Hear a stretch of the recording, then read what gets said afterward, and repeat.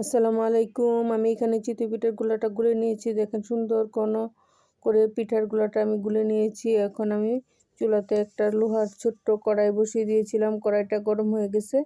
এখন কড়াইয়ের মধ্যে আমি অল্প অল্প করে পিঠার গুলাগুলি দিয়ে দিব। দিয়ে এখন আমি একটা সরা দিয়ে ডেকে দিব। সরাটা অবশ্যই মাটির সরা হলে বেশি ভালো হয়। আমি মাটির সরা দিয়ে পিঠাগুলি তৈরি করি, ডেকে দিই। এখন আমি ডেকে দিলাম।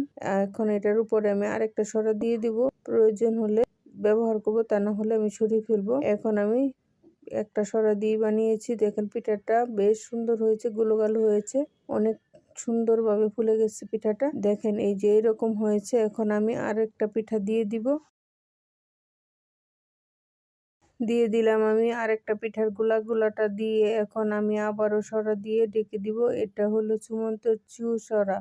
এটা দিয়ে ডেকে দিলে পিঠাগুলি বেশ সুন্দর হয়ে ফুলে ফেপে বড় হয়ে যায় পিঠাগুলি।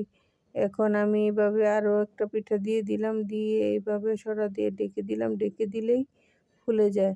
পিঠাটা হয়ে গেছে।